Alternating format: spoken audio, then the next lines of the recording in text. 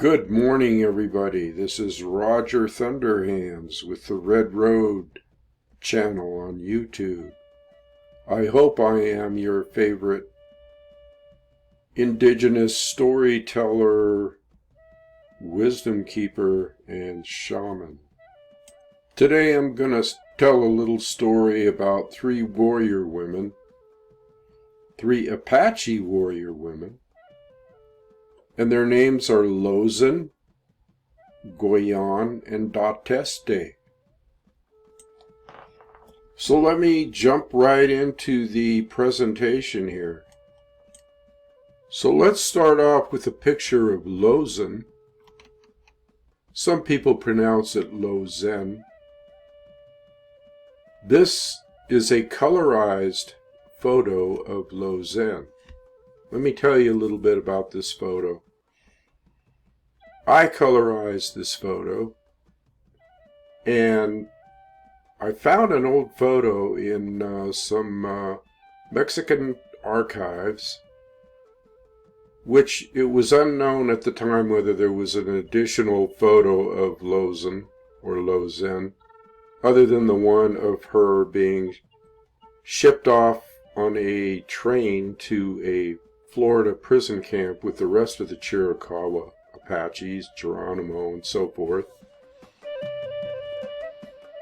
And that is just kind of a glimpse of her face. But anyway, I dug up this little known historic photograph and I colorized it. And let me show you a picture, the other picture of her at the when she's being shipped off on the train. This would be the other picture, and as you can see that the whole crew is here, Geronimo and everybody, and this is the train that they were going to ship them off to a Florida prison camp after they surrender. Let me zoom in here. Okay, so here is Lozen, and she is behind some other braves. And this is the only known photograph of Lozen other than the one that I found. And this looks like, let me see here, this looks like Gouyen right here, who I will talk about later. But I want to emphasize this is the only known picture besides the one that I found and colorized. This is a closer up, kind of grainy look of that same photograph by the train. Now let's go back again to my photo and look at the profile and the cheekbones and the hair and everything, and you can see that that is exactly Lozen or Lozen. And oh, I don't know, this was about 9 years ago, maybe 10 years ago. I colorized the photo and I posted it on another website that hardly anybody knows about, called Apache Tracker. I'll tell you a little bit more about that as I go along here, but I posted it on that website and stated at the time that it was a colorized photo that I had done.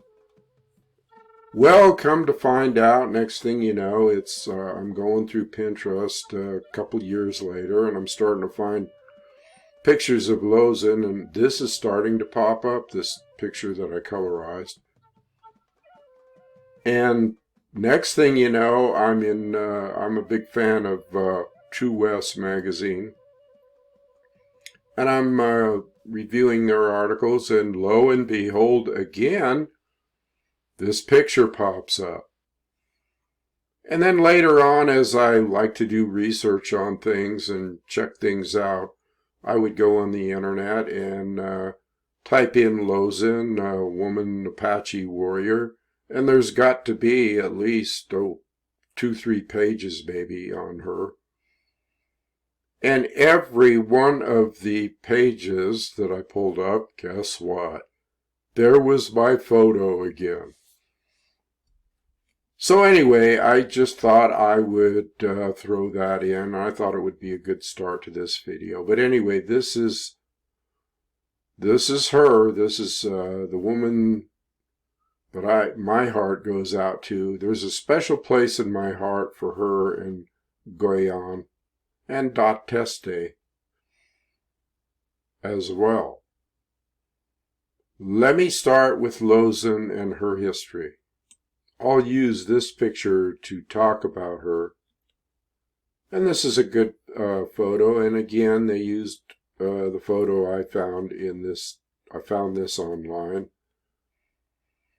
This is Victorio, and this was her brother, famous Apache chief. And of course, this is her. She was born in 1840 at Ojo Caliente, which means warm springs. There's a group of Apaches named Warm Spring Apaches. Cheyenne band. And incidentally, I just did a video on the dog man, Cheyenne. Cheyenne and Cheyenne, you notice those are like another name for red, okay? So that's interesting in itself. She was quite the woman. She was raised basically as a warrior. She had gifts. I think at her puberty ceremony, she went out into the desert after her puberty ceremony, which is a beautiful ceremony of the Apache people for young ladies. And when she went out into the desert after that ceremony, she started getting these strange feelings. And Usen, the Apache god, came to her as he did to many of the Apaches like Geronimo, and told her that he was going to bestow powers on her. So she, at that moment, had powers bestowed on her that were supernatural and psychic and shamanistic. She was considered a spiritual leader as well as a shaman. And one of the powers that was bestowed upon her was the ability, if she put her hands or arms in a certain way with her hands cupped, facing the sky, she could determine where any enemy of the Apache people were. In other words, like blue coats, the white eyes, they called them.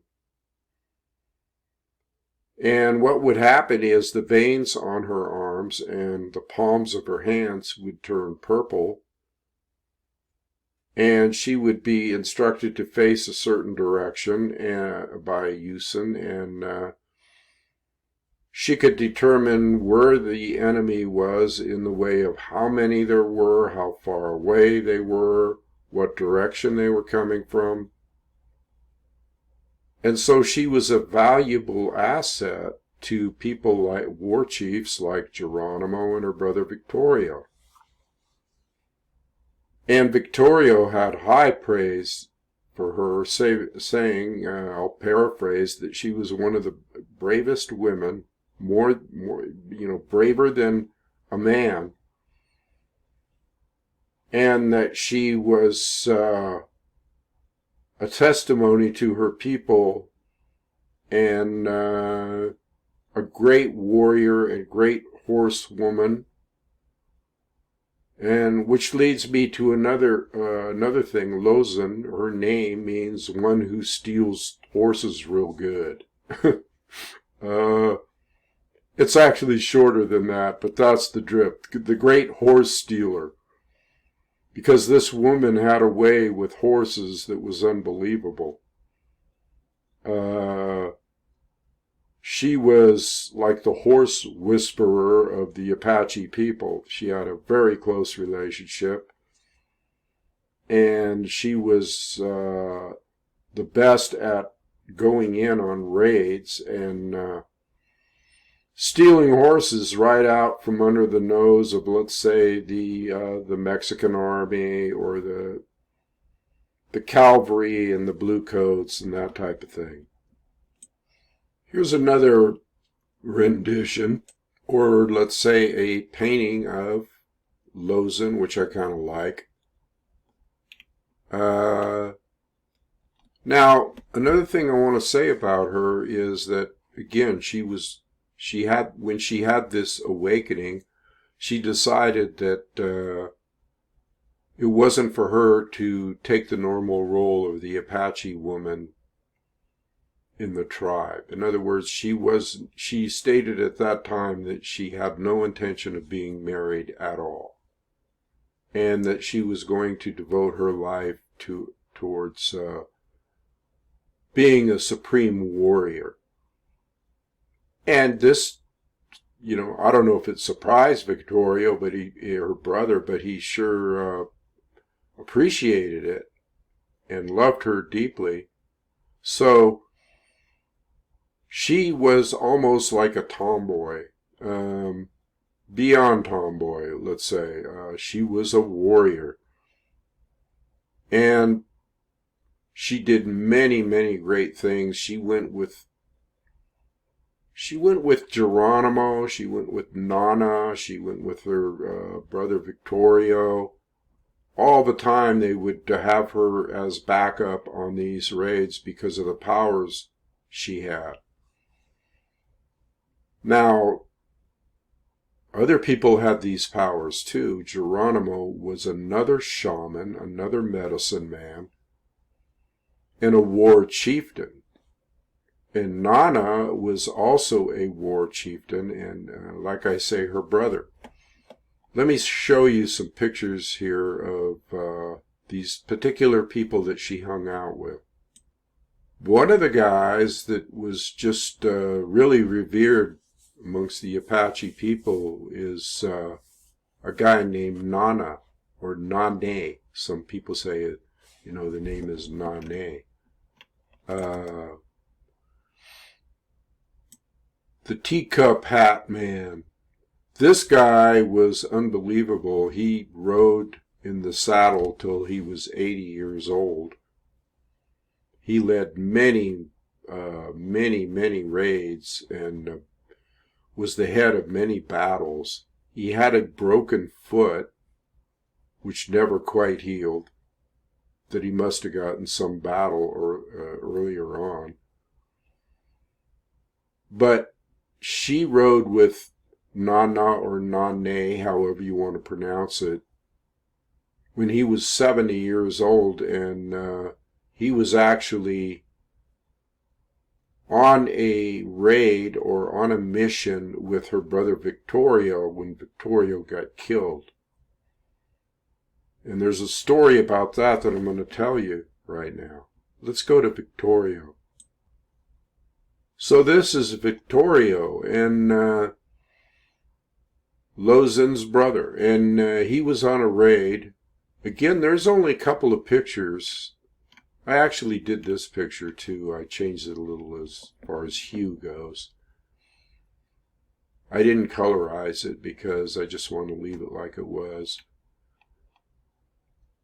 Anyway, he was, there's a story about Lozen and Victorio and Nana. He was going out on a raid, and she always went with him, and I do believe that she actually did go with him at first, but then they were in a certain part of the country, and she was almost like a midwife too. She was an herbalist, Lozen was. She was an herbalist, a doctor, a curandero, one who cures. Besides having all these powers, she was a healer. And she was out on this mission with Victorio, and they got attacked, but I think before they got attacked, basically, and this is true now that I recall it, before they got attacked, before they got to the place where the final battle was, a woman had become pregnant or was pregnant, and she was having a hard time because the women went with the men. Let's make no mistake about it. If a man fell in battle, the woman was right behind him. So this woman was going to bear a child, and so Victorio thought it would be best if Lozen would take her back somewhere out of harm's way until that process was completed. So Lozen went out and took the woman and headed out, and she had to circumvent all kinds of obstacles and troops and scouts for the troops and Mexicans. She had to weave through this territory with this woman, and then they stopped, and the woman bore a child. And during this little incursion, they didn't have any food, so Lozen had to butcher a steer. She found a steer and butchered a steer. All she had was a cartridge belt, a knife, and believe she had something else. I can't recall what it is right now, but a cartridge belt, a knife, and of course a pistol. And she had to actually butcher a steer and provide food for her and the woman. And she also had to fight off, again, several of the Mexican army platoons that she might have run into or whatever. But whatever she did, wherever she ran, and the first thing that she did when she fought off these people was to steal their horses. Somehow she got a hold of the horses, and she got 2 horses, one off of Victorio, and I think the other one was from some kind of platoon of bluecoats. And so she got a horse for her and the woman. After they ate, and she stole a lot of other things too from these people that were after her, anything she needed. So they continued their journey back to the encampment, wherever that was, to get away. And meanwhile, Victorio and Nana were on a mission, and they got attacked. They got ambushed in this canyon. I think it was called Tres Castillos was the name of the canyon.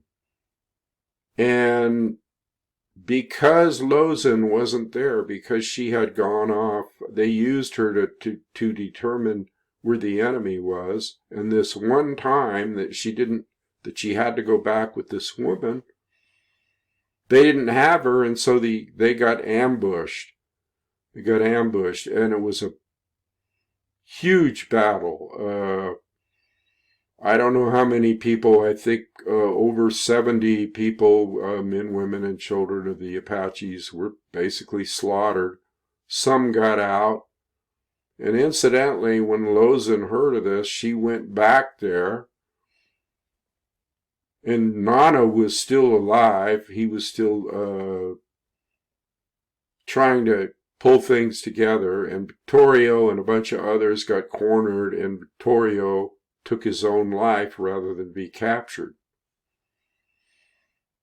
And the way he did that is, there's several stories. Some say he used his pistol, and others say he used a knife. Doesn't matter. He took his own life, and would rather do that than be in captivity by the bluecoats, by the white eyes. Captivity was not a pretty picture. And these people were like living in a real nice area in Ojo Caliente. The White Mountains, nice, beautiful, warm springs, and almost like a paradise in the southwest. A tropical, like an oasis. And they made deals with the government to, that they wanted to stay in this place. And at first they said, oh yeah, sure, we'll let you stay in this place. And then they were in there, and they were all settled. Next thing you know, the government came in and said, "No, you're not going to live here anymore. We're going to put you somewhere else." And they transferred them to the most god-awful place, one of them in Arizona. And believe me, I'm from Arizona. I was raised in Arizona. I tracked all that territory there as a kid. So I know what that place was like, and it was called San Carlos Reservation. Here's a vintage photograph out of the archives of that very same place, an adobe or pueblo or adobe house that was located at San Carlos. So San Carlos was known by the Bluecoats. They had a nickname for it, and it was called Hell's 40 Acres, and believe me, it was. And why do I say that? Well, because it was filled full of rattlesnakes and every kind of tarantulas and all kinds of pests in the insect world, let's say, and heat, incredible heat. So this wasn't exactly like the Ojo Caliente that they had come from. Being a tropical paradise, they were sent to this place. And one has to wonder why, but maybe one doesn't. Here's another picture of Victorio. And like I said, there's only 2 pictures that I could find. There might be more, but I've been doing this for a lot of years. So this is the other picture of him. And again, she had, I'll pick up where I left off, that she was, after the bit about, her going and taking the woman back and all that stuff, she went back to try to help her brother, but by that time it was too late, and so she continued on with Nana or Nane and went out on more raids or pursuing whatever they could pursue. They were a raiding band. Apaches were known for their raids. That's how they survived. They were nomadic people as well. Traveled all over the place, but they had their bases, they had their camps that they like Ojo Caliente and other places. And so as they roamed around and got into more battles, she was with them all the time. And so other war chieftains heard about her, and one of them was Geronimo. Here's a painting I really, really like of Geronimo. And it could be, it could be Lozen in there in the background. This could be her. Looks male. But again, she could be mistaken for a male. You couldn't really, she was lean, mean, wore the same outfits, the same breechcloths, and all that good stuff. This is a great picture of Geronimo with his conchos. He liked to wear this jacket all the time.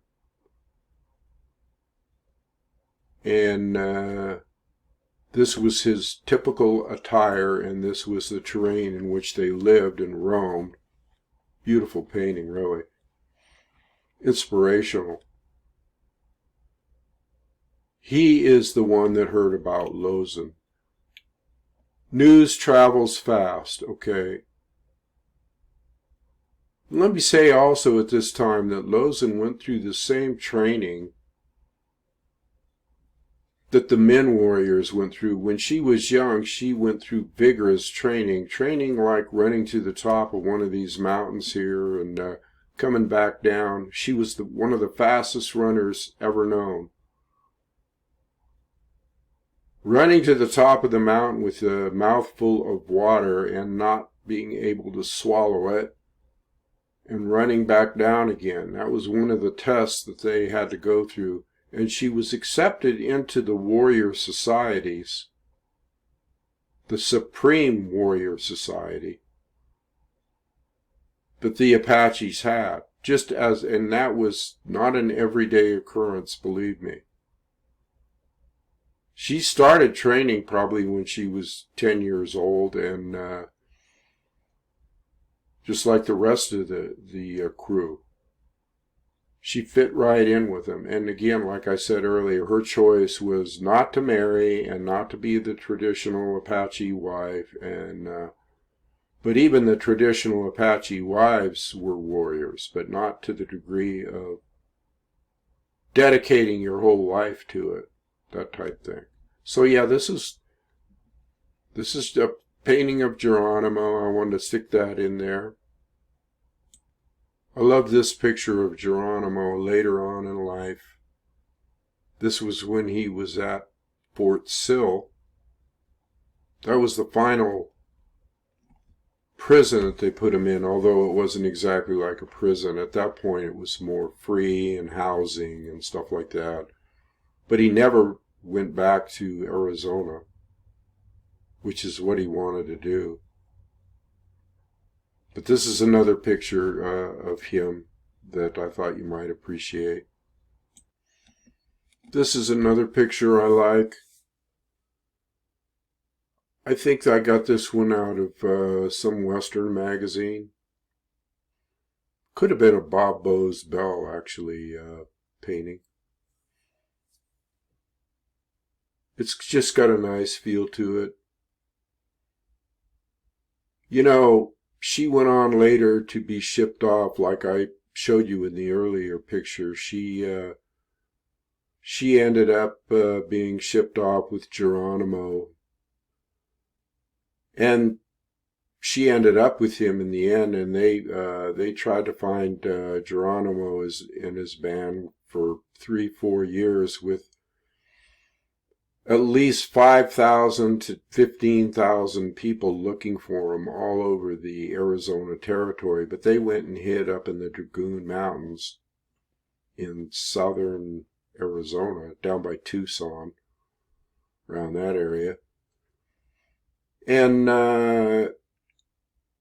they held out for a long, long time. They were the last holdouts, and finally they surrendered. I think Lieutenant Gatewood, who kind of liked the Apaches, finally went up on this mesa that they were on and talked them into coming down, because by then they didn't have a lot of food, and they'd been going a long time, being chased forever, losing people at times. They were down to a pretty small band. Could have been 35 or less.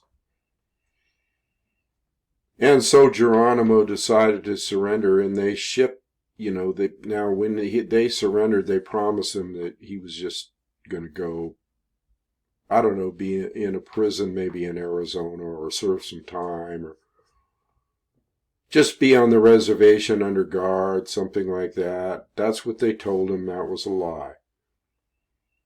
And when they got back, they took all of the people, again, like I showed you in the previous photograph in this video, they took them and put them on a train and shipped them back to Florida.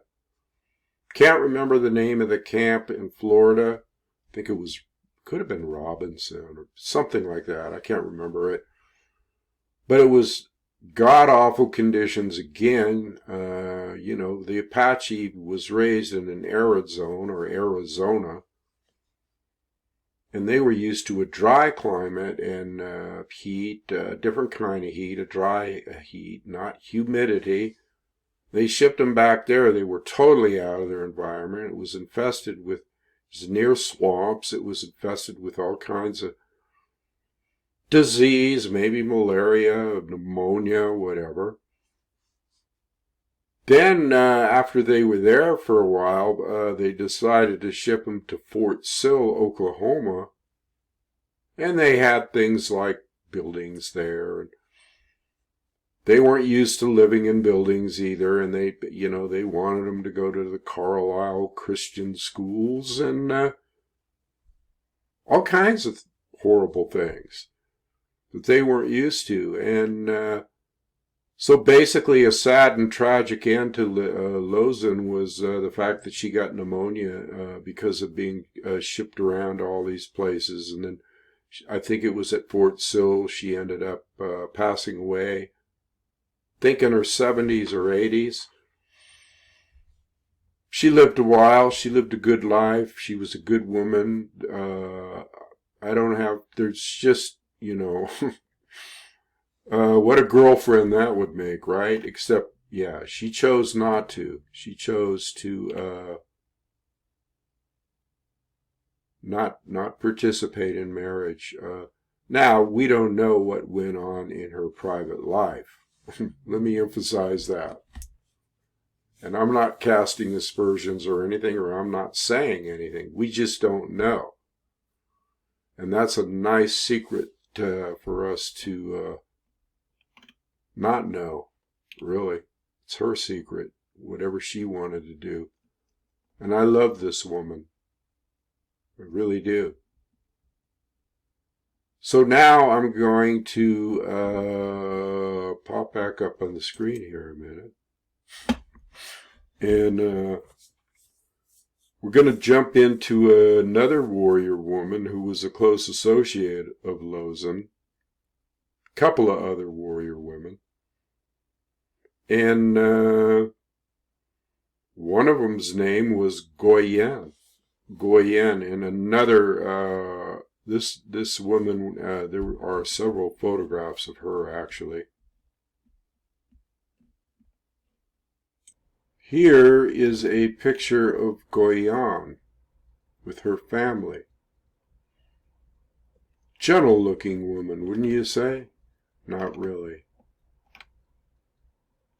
She was a beautiful woman, and I'm sure she did have her gentle motherly side. Beautiful woman. This was her second husband here, Katanye, and she's with her 2 children. Now this little guy, Kowakla, I think his name was, Kowakle.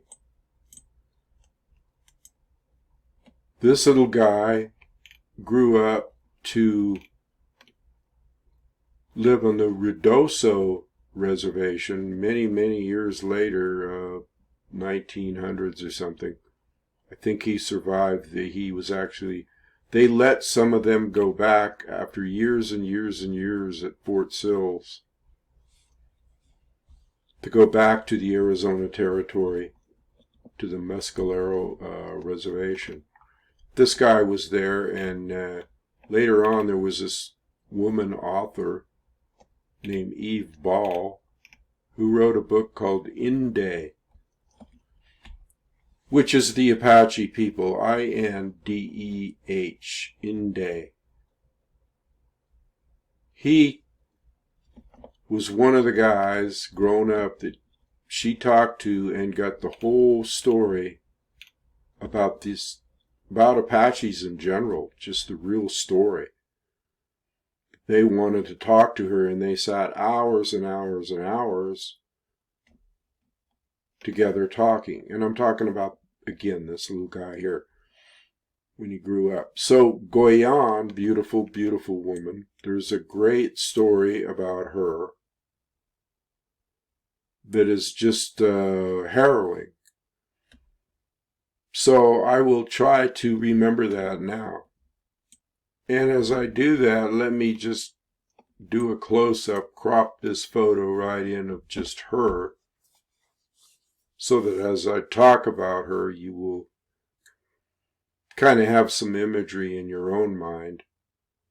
Now, the story goes that she was out on a raid one day with her husband, and they were fighting the Comanches, and the Comanches and them were not the best of friends, to put it mildly. And so they're out there battling away, and her husband got killed right before her very eyes. I can't remember his name. I don't know if his name is mentioned. But this Comanche chief actually took her husband's life, and right in front of her scalped her husband and stuck it in his belt. And she managed to escape somehow. Some people escaped, and she made it back to the camp. And she vowed right then, in the Apache culture, there is a thing called revenge.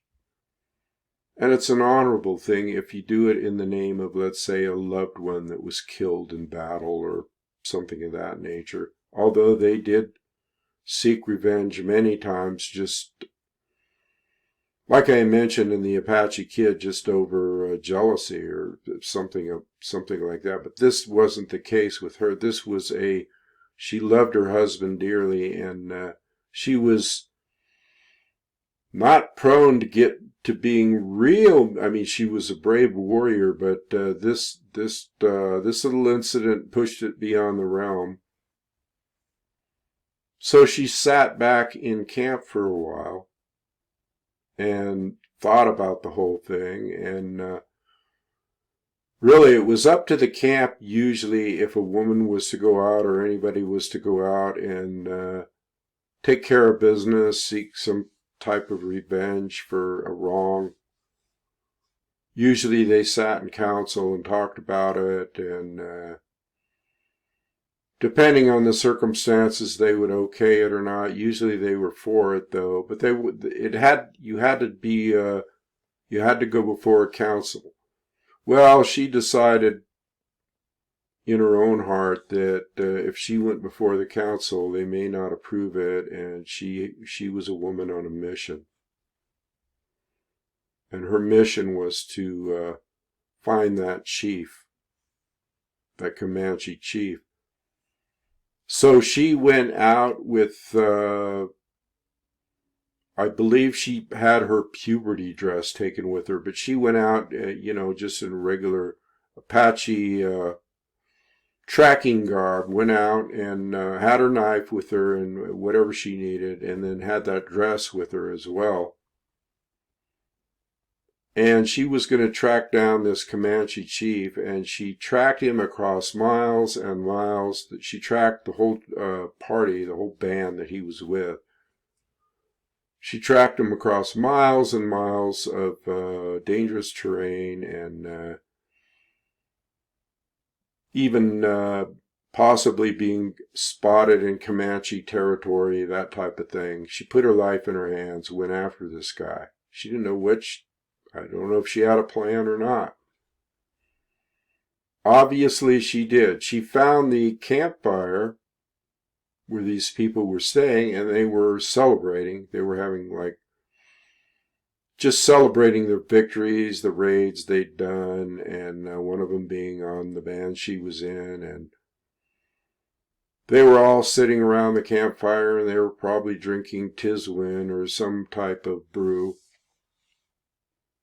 They partied, let's put it that way. And the chief was sitting there, Comanche chief, and he was basically just watching. He'd get up and dance a while, and then he'd sit back down and drink. I think he may have been drinking the whiskey. They got whiskey too. And he was slightly inebriated, and she put on her puberty dress, which was usually just a beautiful, stunning, beaded,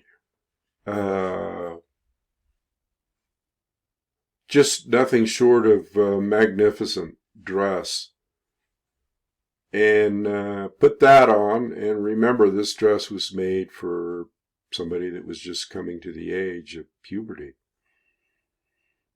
And she was a beautiful woman. I think by this photo you could see that she is a beautiful woman.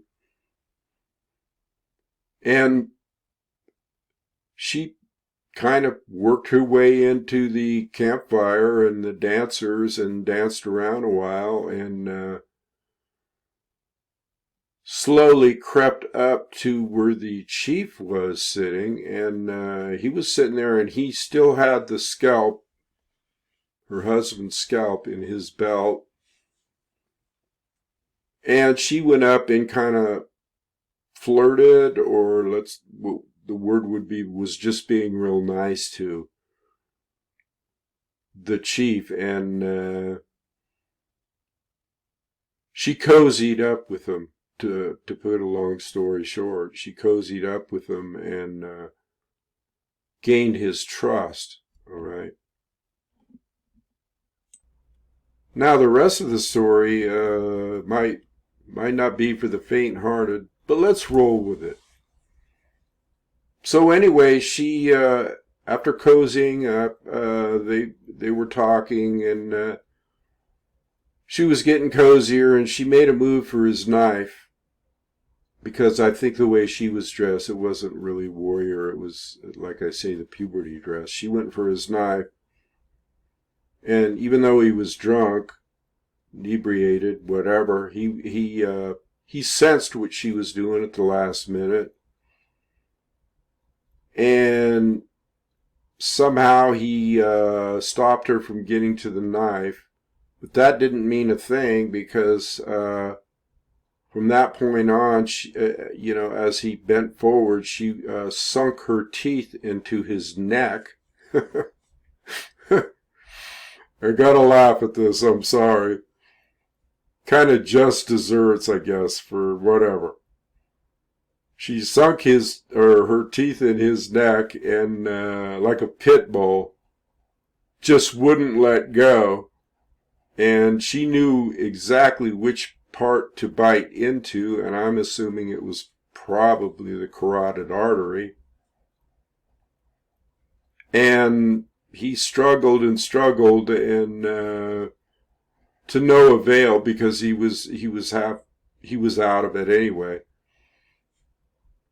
So she just kept on with it, and eventually it punctured his carotid artery, is my assumption, and he bled out, bled all over her, bled out, and died right there.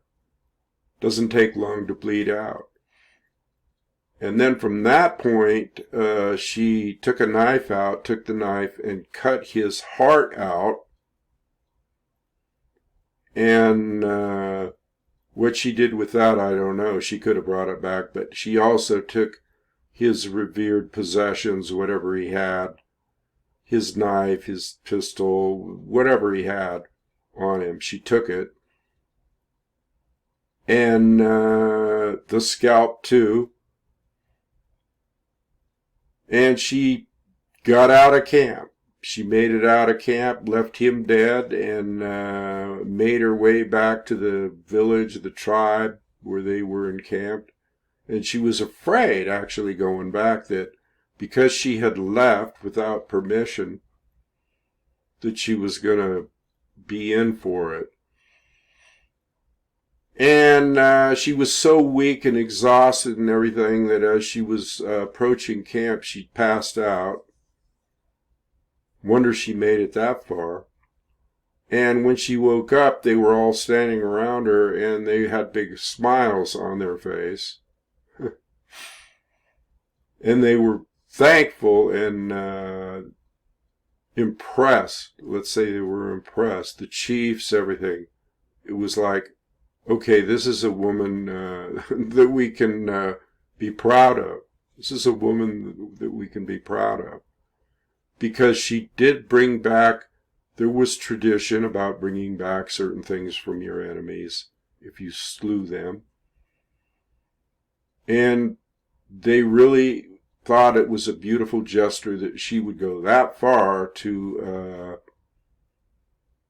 exact revenge on what he did to her husband. So that's an awesome story about Gouyan.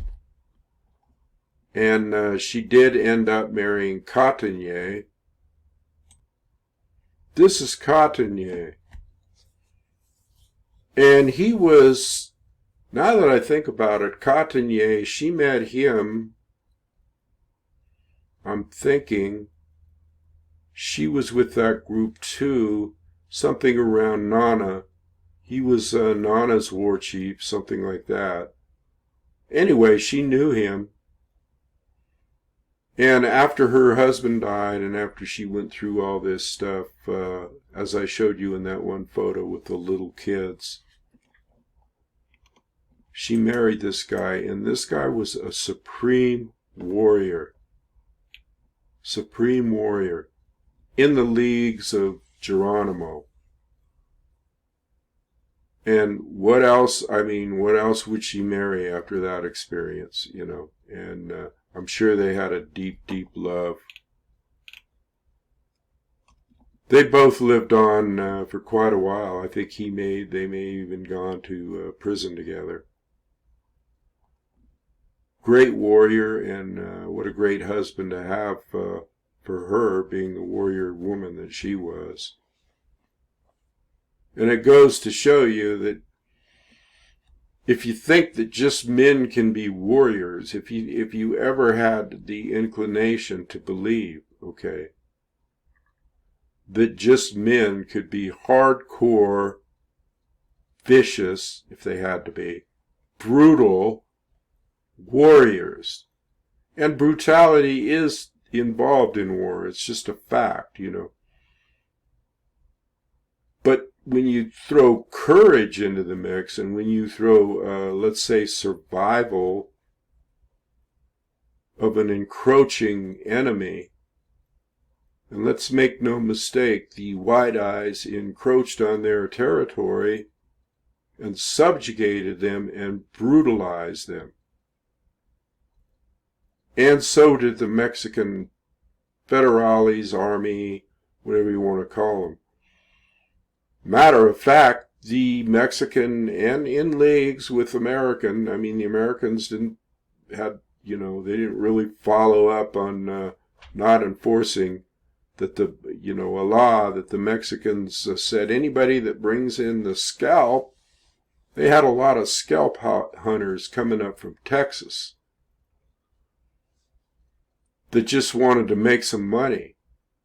And scalp hunters came up, the white eyes came up and started looking for these people because there was $100 bounty on a man and $50 on a woman.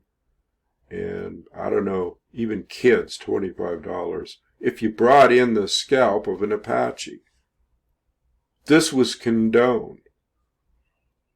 And these guys were merciless if they found and here's the thing about that. How do you know they didn't have DNA tests and all that stuff back then. So it came to be just an assault on anybody, any native, didn't matter whether it was Apache, any person of color, native, that had dark black hair, they just went for it. They just went for it. And so this is some of the stuff that the Apache people were up against. This is what they were up against. So when you think about these stories about how the Apache scalped people and this and that, you got to look at what was being done to them, and they just did it better. They learned from it and they did it better. And the Apache warrior was a real warrior. Guerrilla fighter, hardcore, and that included the women. That included the women. So if there was any thought that, I'm a woman and I can't do that or whatever, look at this story. Now, I'm not telling you to go out and do anything, What I'm saying is be a warrior on a spiritual level or whatever level you got to be, And this is a good lesson for men, too, to appreciate women and the abilities that they do have, that they can draw up, Let's go to Dahteste, the last in the line of what I said I was going to talk about today. And she was a beautiful woman and was really known. Her main accomplishments, or not accomplishments, skills. She was a warrior, just like, not exactly like Lozen and Gouyen, but was definitely a warrior woman. And there's not a lot that I gathered about her for this video anyway. I might embellish on a future video. But she was also one who could parlay, you know. She was a peacekeeper. And she actually went into and worked for the Bluecoats as a liaison for her people. And she actually rode around a lot, and you know, she was definitely one who was skilled in horseback riding, and you know, all the other skills that the previous, you know, Lozen and Gouyen had. Now, that having mentioned that, you know, let me say that all of these women were expert marksmen, okay? They were expert. And they were also good with knife fighting and just hand-to-hand combat. You have to realize that in the Apache culture, this was just part of life. Training that way from the very beginning.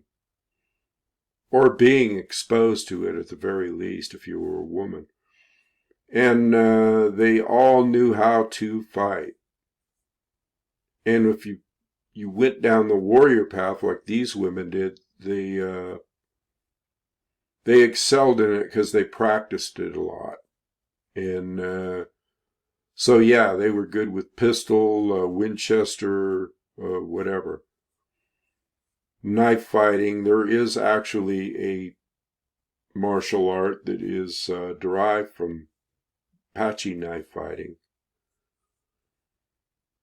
And so, yeah, they were really good. And she is worth mentioning here because she really saw what was happening and tried to prevent. She knew that the white man or the white eyes were coming, and they were there, and more were coming, and she had in her mind that she was going to try to make peace. She was going to try to make peace. But as usual, everybody that tried that situation with the white eyes or the bluecoats were betrayed in the end. Didn't matter if you were a scout for the, you know, the bluecoats. It didn't matter if you know, you tracked your own people even. She didn't do this. She was a liaison. She wouldn't partake in that kind of thing. But it's just, you know, when you think about these stories, it's amazing, really. It's amazing. The skills these people had, the courage, the determination, and they were all betrayed, like I say. The same scouts, this lady, probably many others that tried to work within the system were basically shipped off to Florida with Geronimo and the rest of the brave people that withstood all that time. Didn't matter. You were shipped off. Most of the Chiricahua, I think, were shipped off. Very few remained, if any. Couple of guys, one guy escaped from the train, made it all the way back to Arizona, and was teamed up later with the Apache Kid. That was a story I told earlier in a previous video about the Apache Kid. So, yeah, I think that's going to just... Well, let me segue into this other picture. Yeah, let's go back to this colorized photo of Lozen. And I told you at the beginning that I put this on a website. And I do have a website. Several, actually. But this one is kind of unknown. But there's a lot of people that like it. It's called Apache Tracker. About outdoor skills and hand-to-hand combat. And a lot of things that have to do with warriorship.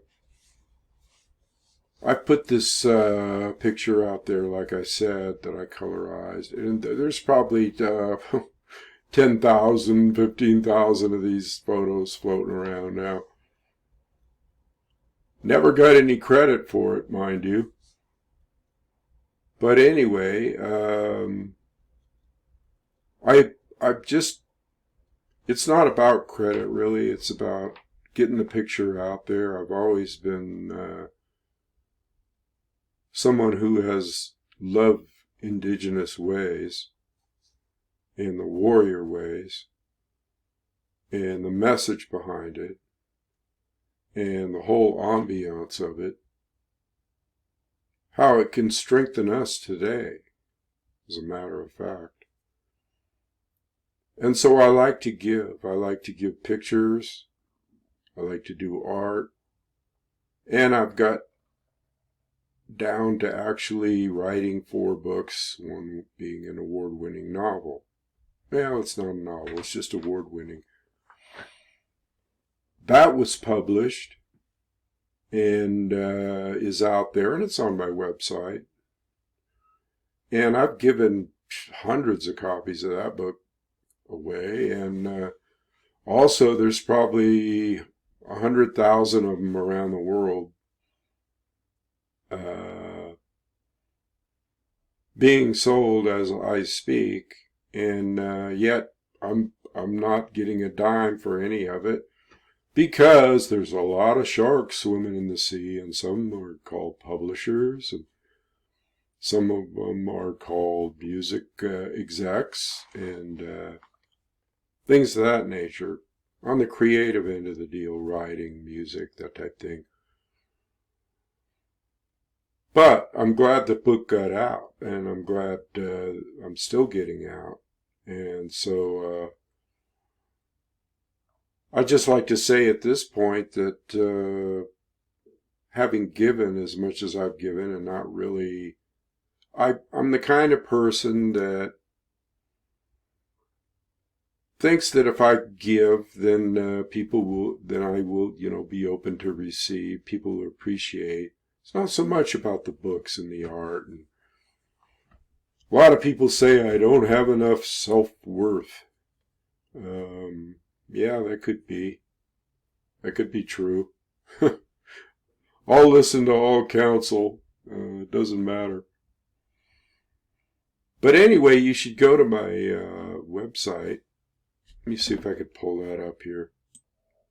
spiritofcrazyhorse.com. It's in the show notes, and I'll put it in the comment section. I wanted you to actually see what it looked like. And I just took a screenshot of the top part of it. That's yours truly. A lot younger years. When you go here, there's a donate button right down there. Okay, right here. With each donation, and remember, I give, and so it's not about money here. But if you can, I was thinking, you start thinking about this stuff. And I was thinking if I had $1 for every copy of that photo I did, I'd probably have 10 grand in the bank right now. Or, let's say, this book here, Listen to the Wind. Whoops, let me see if I can get in there. I'm still on a story here, people. Bear with me. This is the story of thunder. Somebody that likes to beat the drum for the indigenous people of this land. Listen to the wind, speak from the heart. Award-winning. And with a donation of like $5, $10, or whatever, I'll email you a PDF copy of this book for free. See, that's how I am. This book's worth, what, $20 out there? Wonder how many hundreds of thousands of this I've sold didn't get money for. But It doesn't matter. What matters is that if you enjoy what I do, feel free to make that known in the form of a pledge or a donation. See, when you go there, it takes you to PayPal, which takes everything, all credit cards and all that good stuff. And then there's a box there you could check if you want to make it monthly. But you know, either way is appreciated. Either way is appreciated, and I show my appreciation by giving you a gift in return. So I guess I'll end on that note today. Appreciate you watching the video. And subscribe and like and all that good stuff. And this is Roger Thunder saying, Wopi La Ho.